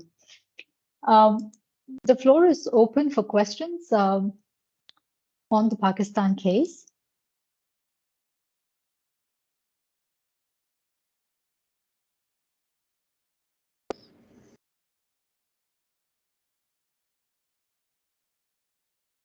All right, I don't see anything so far in the chat box. So, Dr. Mursaleen, I hope you will be able to stay on for the breakout room, because I'm sure participants would be very interested in knowing more, because some of the population groups that you have highlighted are in fact becoming issues of interest for a large number of countries in the region, and I'm sure they want to learn more from your experience. So it would be great if they can meet with you in the breakout room. Yes, I will be there. I will be available for that, and we will discuss more on that. Thank you. Thank you very much. Thank you very much. So let's move on to the next presentation. And we have our next presenter, Mr. Wei-Sun Hu, who works at the Social Development Division of the United Nations Economic and Social Commission for Asia and the Pacific. So that's ESCAP. And he will be presenting his paper on inequality of opportunity, the case of birth registration in Fiji, which he has co-authored with Celsa Pasali, also from the ESCAP Social Development Division. And in this paper, they are actually going to highlight the circumstances influencing birth registration in Fiji using a very interesting approach, which is called the classification and regression tree methodology, which they're using as an empirical strategy to basically identify those that are farthest behind when it comes to birth registration in Fiji. So Wei-Sun, the floor is yours. Thank you so much. A very good afternoon to you all. Just wait a minute. Let me see. Am I audible? Yes, we see you. We hear you. Thank you so much. So a very good afternoon to everyone. My name is Wei-Sun Hu. I am from the Social Development Division of ESCAP. Together with my lead author, Salahuddin Pasali, it is my great pleasure to present our latest paper titled Inequality of Opportunity in Asia-Pacific, the case of birth registration in Fiji. Next slide, please. So a very brief introduction on the Leave No One Behind workstream in United Nations ESCAPs. The UN ESCAP LNOB workstream placed children, women, and men at the heart of sustainable and inclusive development. Our paper implies classification and regression trees, or CART in short, to explore inequality in birth registration, or SDG 16.9.1, which measures the proportion of children under age of 5 who are registered.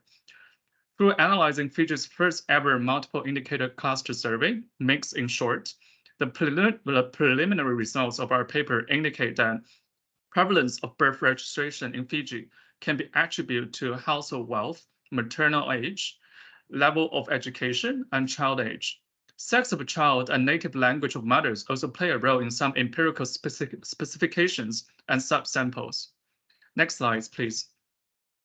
So just a brief introduction of the methodology we're using for this paper, which is called classification and regression trees. The origin of CART are somehow difficult to pinpoint. However, many people would trace it back to even 1936, and it was officially launched as an algorithm in 1977 by a group of professors from UC Berkeley and Stanford University, as depicted here in the pictures. In 1984, we saw the very first official CART software, which is a revolution in the world of algorithms. In our analysis, we used the R software and specifically the R function called rpart. Today, I think it's worth noting that today, classification and regression trees is one of the most efficient and intelligent methods for data segregation. And together with upgrades to statistical software, an algorithm has also expanded its capacity for adaptability and accuracy, making it a very useful method of analysis. Though it's just one word, it's worth noting that CART is an umbrella for many different types of analysis. For instance, if you are in forecasting or prognostic models, they are usually used, a random forest is usually employed. And here in our presentation, we will mainly be focused on the one we use for simply partition data, which doesn't serve any forecasting functionalities. Next slide, please. Here you can see a very classic example of classification and regression trees. These are actually two different decision trees. So classification trees usually work with categorical variables or binary variables. Regression trees usually works better with numerical variables, or in other words, continuous variables. Here, in our regression trees, we are basically looking at the percentage access of a certain indicator in a country. So in our analysis, we will be primarily using regression trees. Next slide, please. And furthermore, on our methodology, I would like to introduce the 4 foundations of our CART tree. So here you can see 4 criteria that can be regarded as the root of our analysis. In our LNB trees, we're creating regression trees that are calculating the average access rate at every node of the tree. Secondly, our trees are binary. So in every split, the decision tree will only split 2 ways. If there are more than 2 categories in their variables, they will be grouped into 2 categories. So this is important to note. And third, we must decide how our tree are being split. In our case, we use the analysis of variance, or ANOVA for short. ANOVA used the sum of squares method for splitting the data to identify the highest variance. And lastly, we define the use of splitting criterion to check to see if a knot can be split any further. Usually this criterion is to do with the last sample size in the terminal knots. So we don't want the sample after several splits. If the sample is too small, usually less than 9% of the whole population, we will stop splitting to ensure the the population groups in the terminal knots are still representative. And also, I would like to add one on. Another criterion in the first criterion is that in our trees, there's only maximum 6 levels. So basically to ensure specifications and intuition, we only allow the trees to split 6 times. Next slide, please. And just very quickly work through on the splitting criterion we're creating and how the algorithm is deciding whether this circumstances will become one of the split of the branches. Here, as we mentioned before, we're using analysis of variance. But however, this is not the parametric analysis of variance, so we don't do t-test. It's a simple comparison of sum of squares. We're comparing the sum of squares in the child node in the 2 splits, aggregate them, and then comparing the difference between the sum of square in the parent nodes. It is important that a calculation being used in ANOVA are the sum of squares, and it's basically calculating how much difference exists between groups compared to the mother nodes. Next slide, please. Yes, so before moving to the results, I also want to quickly show you the criterions on when to stop splitting and some specification for our LNOV trees. So the first one is each tree is restricted to a depth of 6 or fewer level of circumstances, as mentioned before. So maximum 6 level. And there's an absolute criterion that the end nodes must have no fewer than 49 observations. And there's a relative criterion that the end nodes must have no less than 9% of the weighted sample size. So both the absolute and relative criterion is there to ensure that the population group in the terminal nodes are still representative. We don't want to, after too much splits, that we just delving into a very small group of observations. Next slide, please. And a quick introduction of our data. So we use multiple indicator cluster survey of Fiji, which is freshly out in 2021, and mix in short. And among all the whole data set, we primarily use the children's recode and the women's recode, which is CH or WM for short. In our analysis, we have merged these 2 recodes because we require WM recode to acquire mother's age primarily, maternal age and maternal education, which is in mother's codes. However, it's also worth noting that when we merge these 2 recodes, that also caused a loss of observation. Approximately around 100 observation is lost while merging these 2 recodes, and the final sample size is around 2,009 children.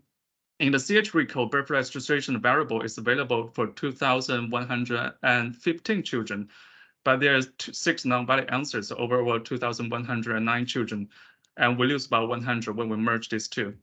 Next slide, please. And very quickly, this is the variable list we used in our LNOB analysis, and I will soon walk you through with our LNOB results very briefly. Next slide, please. So here's the baseline data. We asked the algorithm to run the classification regression tree analysis for birth registration in Fiji based on 3 circumstances, as you can see to the right of your slides, which is residence, wealth, and maternal education. And obviously, as we mentioned before, it's a binary tree. So we group the wealth into bottom 40 and top 60. And indeed, our algorithm identified wealth, household wealth, as the most important circumstances to when we consider birth registration rate in Fiji, which results in the first split, bottom 40, B40, and top 60, T60. As you can see, among the bottom 40, the second most important circumstances is the residents. The second split is therefore the rural residents and urban residents. And here we can see marked as red in the terminal nodes, the furthest behind group, which is basically the poorest household living in rural areas. And they have a birth registration rate of 81% compared to the national average of 87%, showing at the top of the pyramid. And if we look at those among the top 60, we can see for the people among the top 60, the second most important circumstances is the level of education. And as we can see here, the furthest ahead group in our analysis, marked as the dark green on the bottom right, is basically rich households with higher education. Sorry for the typo, and we didn't update the slides when we sent to the organizer. Apologize for that. It's basically the furthest ahead group I would like to rephrase is richer household, top 60, with tertiary or higher education, marked as dark green in the top bottom right. And they have a birth registration rate of 92% compared to a national average of 87%. Next slide, please. And for robustness checks, other circumstances are also used, including age, sex of the children, marital status, and native language of the mother. And following the baseline analysis, subnational analysis is also conducted for 2 regions in Fiji, which is the central and western region. It's important to know that I would like to emphasize here that circumstances we identify here should not be interpreted as causes of potential prevalence of registration. The association found does not imply causality, so we should refrain from using any causal inferences. And if we look at this extended model, while this with the 3 additional circumstances added, as you can see to the right, we can find some notable differentiations. For instance, many circumstances no longer show up in a tree, including residence, maternal education. Instead, children's age emerge as the most important circumstances leading to the first split, namely children who are younger than 1 and living in poor household. And here we can see the important circumstance actually is changing, and the most important flashpoint or splitting point is the age of 1. We observe a huge difference of birth registration rate between children younger than 1 year old and older than 1 year old. As you can see here, the furthest behind, also marked as dark red in the bottom left, is children under 1 year old living in poorer households, the bottom 40 households. And the children furthest ahead are children over 1 year old living in richer household with a mother aged between 25 to 40. Next slide, please. And further to that, we would also like to explore what language will play in this leave no one behind analysis. And here, language is no longer like a linguistic language. I think it's usually a very important proxy for ethnicity in the society. So using our baseline model, we added mother's language as a variable to the circumstances. And you can also see the regression trees has experienced some notable changes. And most importantly, as you can see now, the language has become the first split in these regression trees. And notably, children with mother who is an English or Hindi speaker is much more likely to be registered compared to children with mother who speak Tauke, which is the Fijian language, I assume. And here we can see the furthest behind group is basically children whose mother who speak Tauke or other language and whose mother has lower or secondary education. And the furthest ahead group is children with Hindi or English-speaking mother whose birth registration rate among them is 96%. Comparatively, the furthest behind group, the registration rate is 81%. Next slide, please. And what if we added language to the extended model with all the circumstances together? And here, sorry for the definition. This is the R chart that we have tried our best to enlarge. And as we can see, once again, the children's age again become the most important circumstances, and the flashpoint is still the age of 1. And here we can see the furthest ahead group, which is in the far bottom right, marked as dark green, is children over 1 year old living in richer household with a Hindi-speaking mother. And note this, you can see among them, the birth registration rate is 100%, showing as 1 in the terminal knots. And the furthest behind group in these circumstances is children under the age of 1 living in poorer households, namely bottom 40. Next slide, please. And following our analysis, we would also like to make some policy recommendations deriving from analysis.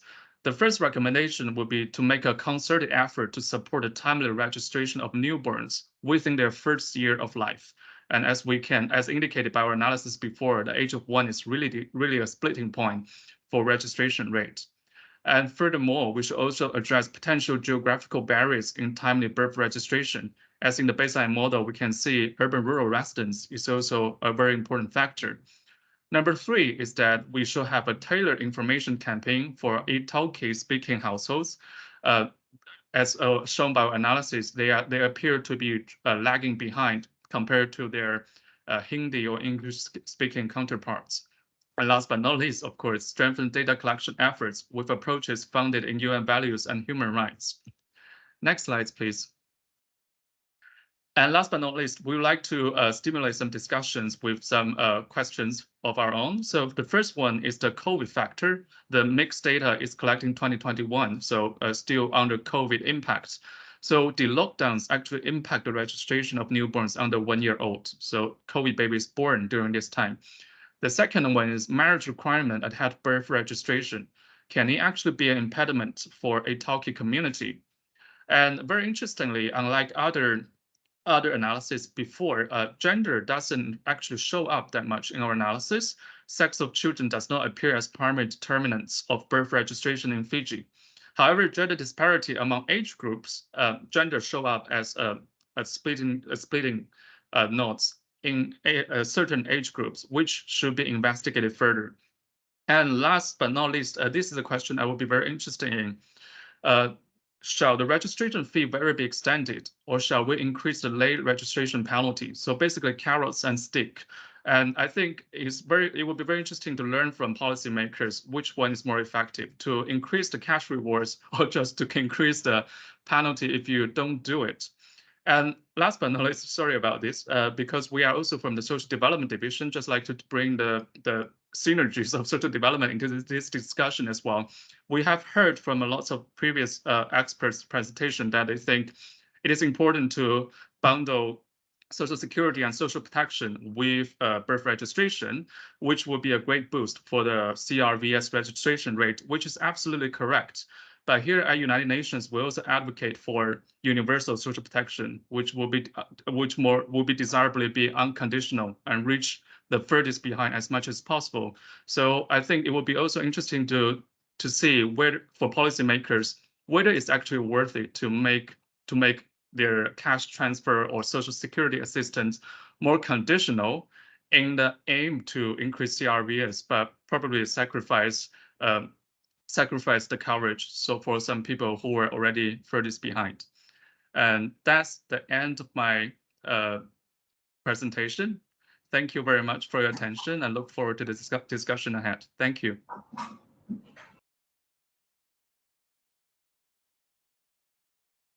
Thank you very much. So very interesting how you distilled out shared circumstances of children left behind or excluded from civil registration in Fiji, demonstrating that household wealth, along with maternal age, education, as well as age of child, could be some critical factors explaining variation in birth registration across different population groups in Fiji. The floor is open for comments and questions.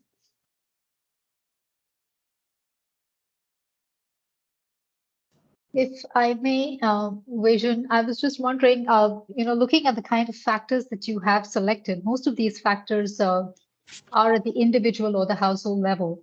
So was that on purpose that you were not actually looking at factors at the community or higher levels like You did mention some of the institutional issues as recommendations or issues for further research. But in your regression tree itself, you were not looking at, say, distance to the registration center or the cost of registration. You put them in as recommendations for policy. So is there a reason why they were not included in the regression tree itself and explored at that level? Yes, I will start, or maybe my colleague Sasa Pasali can also complement. So I think the most important issue is the availability of the data. Our LNOB analysis is purely based on DHS and MIX, so demographic health survey and multiple indicator cluster survey, and they are usually at individual household level data. So we are primarily doing a micro analysis.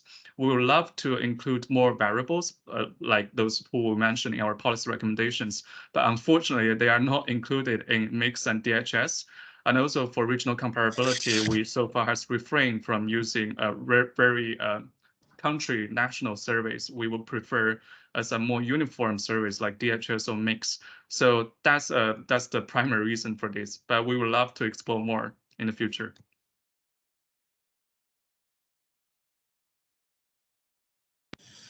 All right, so I see another question here. Do you intend to look in more depth at the impacts of registration incentives such as cash transfers?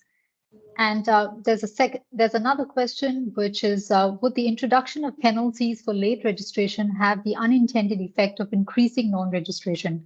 Maybe need to do some empirical research first on this. Yes. So as I said before, our analysis is actually simpler than it seems. So it's we are just partitioning data based on our algorithm.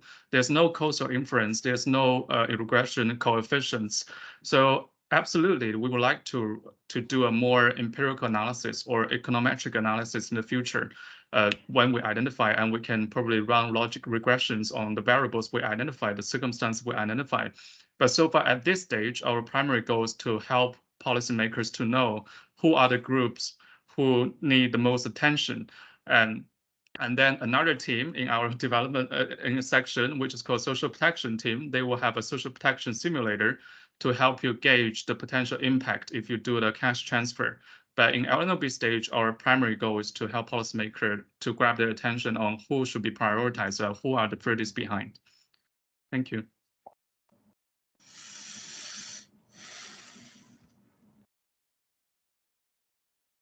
Yes, Silsa, if you would like to add something. Yeah, I think I just wanted to add, and we saw partly the parenthood assistance program early in the morning and the impact that came from there, partly descriptively.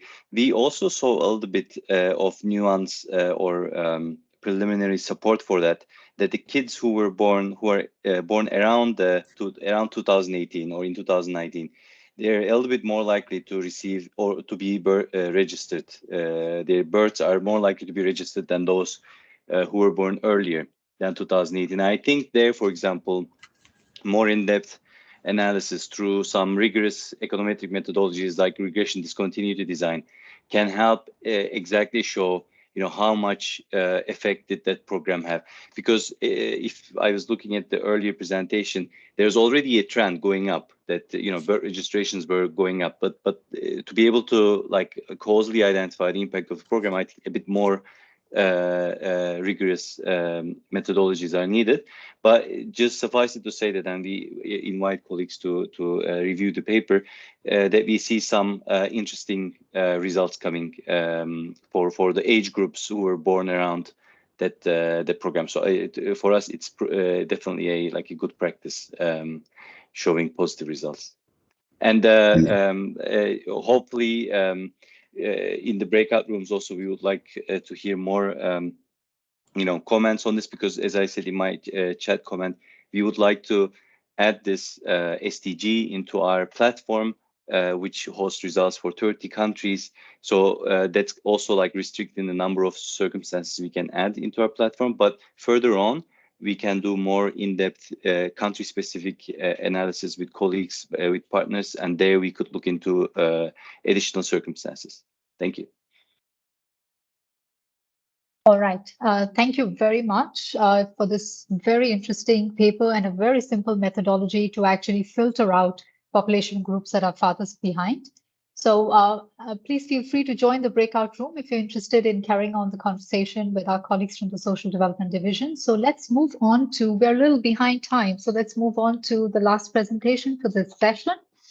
And our final speaker for this afternoon session is Mr. Shahidul Islam, the Deputy Secretary, Cabinet Division of Bangladesh. And he will be presenting on the enhancement of birth and death registration through improvement of CRVS system monitoring in Bangladesh. And this paper has been co-authored with Mr. Muhammad Khalid Hassan, Joint Secretary of the Cabinet Division of Bangladesh, and with colleagues from Vital Strategies, a number of colleagues from Vital Strategies. So, Mr. Islam, the floor is yours.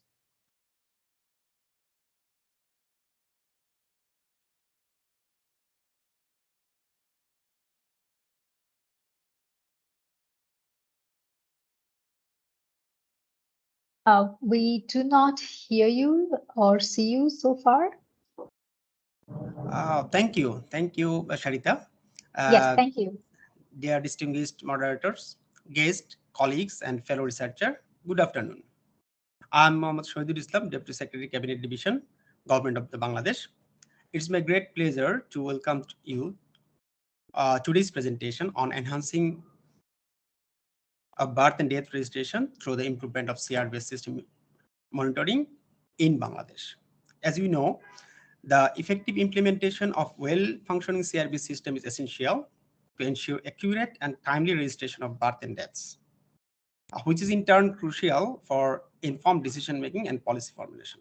Today's presentation, we will provide an in-depth discussion of the study highlights. Moreover, the need for more efficient and effective monitoring system to increase the registration of birth and death. Our team has worked very hard to gather and analyze data from various sources to shed light on these important issues. Next slide, please. I would like to express our heartfelt gratitude and sincere thanks to Mr. Rashidul Hassan, the Registrar General, for his steady commitment and constant support in enhancing the CRVS system in Bangladesh. His valuable contribution and cooperation have been instrumental in the successful completion of the studies. We are also immensely grateful to the Office of the Registrar General's team for their support and assistance in providing us with the necessary data and analysis that was required for the studies. Their experience, expertise, knowledge have been invaluable in helping us achieve our study goals. Furthermore, we extend our gratitude to Carla Abuja for her individual guidance and assistance in writing this study. Her expertise and insightful input have been instrumental in helping us present our study finding in a clear and concise manner. Lastly, we would like to express our sincere appreciation to ESCAP and the Asia-Pacific Forum for providing us with this wonderful opportunity to undertake these studies. We look forward to continuing our collaboration with them in the near future. Next slide, please. Short introduction. You know, Bangladesh has been working towards implementation of the CRVS system in the since the first ministerial conference of 2014. The country has pledged to achieve 100% birth and 15% death registration within 1 year of the occurrence by the end of 2024, as per the regional action framework of the CRVS decade. However, Bangladesh faced challenges in achieving these targets, as the country only reached 10% of birth and 9% of death registration within 1 year of occurrence in 2015. However, Bangladesh has taken various initiatives since 2014 to achieve the CRVS decade target. The Office of the Registrar General was established in 2016 under the Birth Registration Act of 2004. Bangladesh developed a proactive model for civil registration that engaged community-based frontline health workers and other officials to facilitate birth and death notification and registration. Government also established coordination mechanism that includes various governance structures to coordinate all the stakeholders involved in the CRVS system. Along with that, Office of the Registrar General developed and implemented a web-based birth and death registration information system, that means BDRIS, on a national scale in 2019. Since the Office of the Registrar General do not have direct jurisdiction over frontline civil registers, the important measures were taken to ensure high-level monitoring of the civil registration in the communities. Particularly, birth and death registration completeness targets were included in the government's annual performance agreement, that is APA, of relevant officials at district and sub-district offices to monitor the activities of the local register at the community level against specific targets. Where AP is a annual performance agreement is a legal framework in the government of Bangladesh that measures the achievement of assigned performance by officials. The performance indicator related to the civil registration were included for the first time in the fiscal year of 2021 to 22. Next slide, please.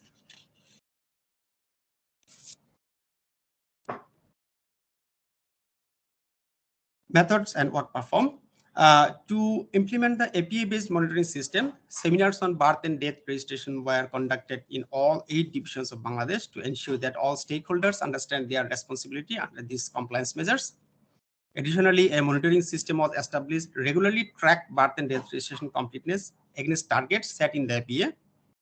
The targets, which are based on population numbers and crude birth rate and death rates published by the Bangladesh Bureau of Statistics. The monitoring system tracked birth and death registration completeness on a monthly and quarterly basis for every civil registration office and compare the data to predetermined targets. Using the observed birth and death registration completeness, a performance ranking is calculated for all 64 districts in Bangladesh. Next slide, please.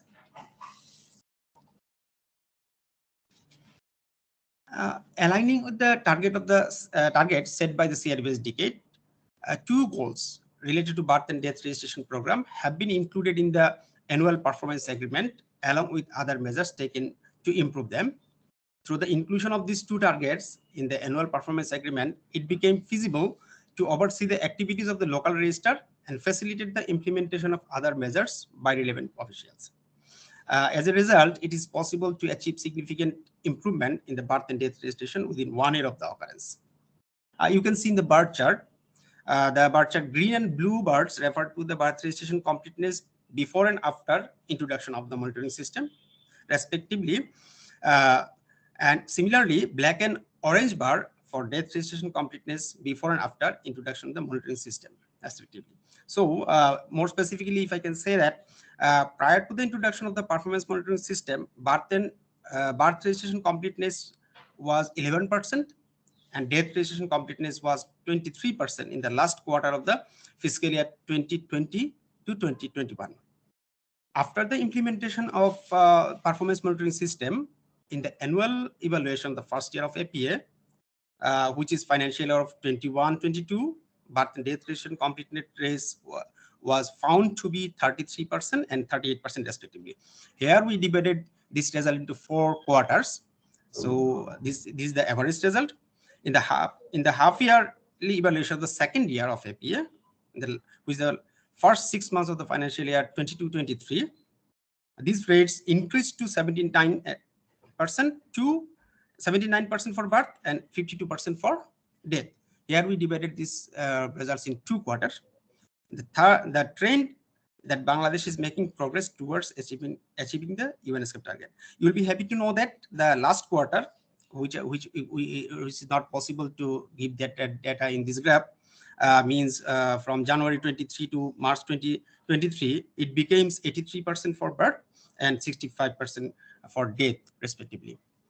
Next slide, please.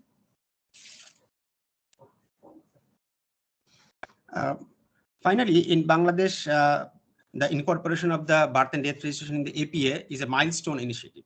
The initiative transforms civil registration into a vital component of performance evaluation for local government officials. The assessment of civil registration completeness in the ranking of performance has fostered healthy competition among all stakeholders involved. Moreover, the inclusion of monitoring and civil registration completeness in the governance officials' performance assessment is having a beneficial impact on the enhancement of CRVS system.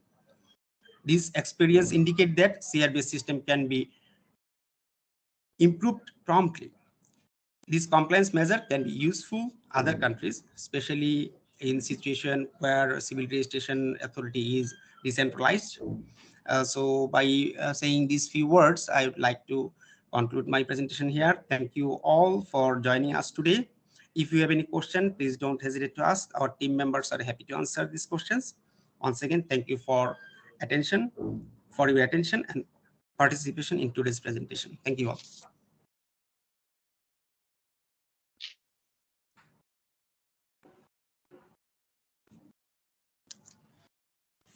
So thank you very much, Mr. Islam, for presenting this. And it's very interesting to learn about this monitoring system. Another interesting initiative from Bangladesh. This morning, we heard about the Kaligunj model and now the annual performance agreement initiative. And this monitoring system, which is being used to assess civil registration completeness as part of the performance evaluation of government officials. And it's really good to know that this has in fact led to the improvement in civil registration completeness. So the floor is open for any quick questions at this point.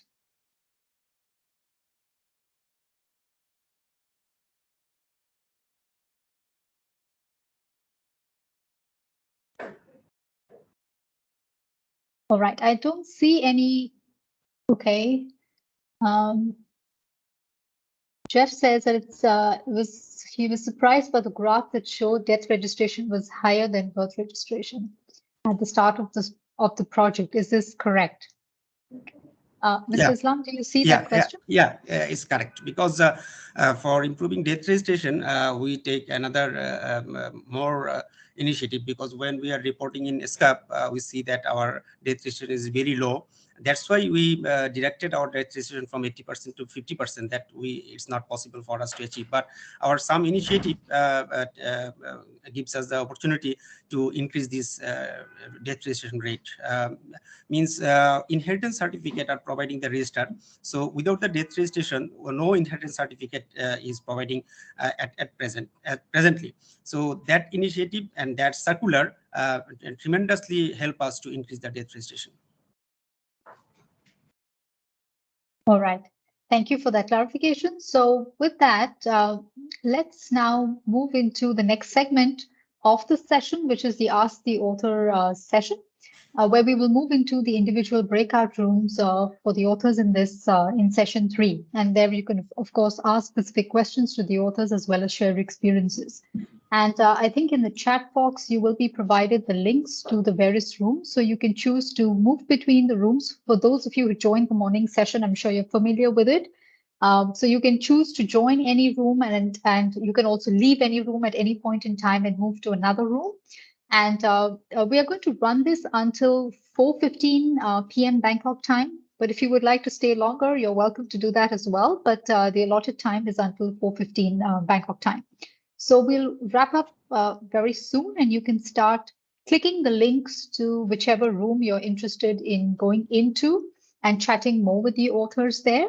And after that, once that breakout room is done, we will close for the day. The session will close for today, and we will reconvene tomorrow morning at 9 a.m. for session 4 on addressing systemic issues to strengthen CRVS systems.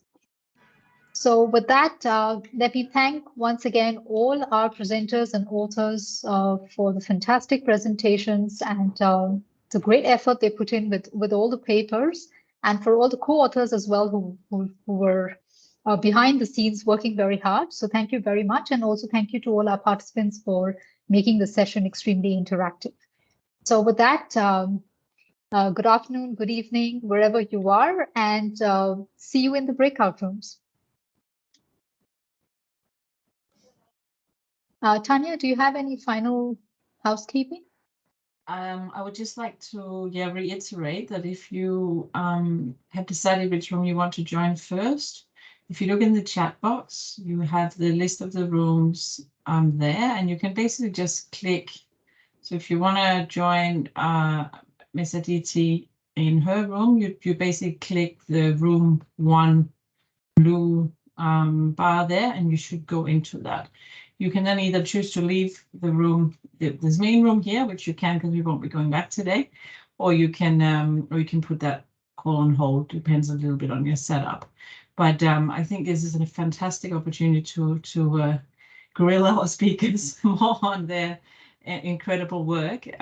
So please join the different rooms, and in each of the rooms there will also be an ESCAP colleague who will help out if there are any issues.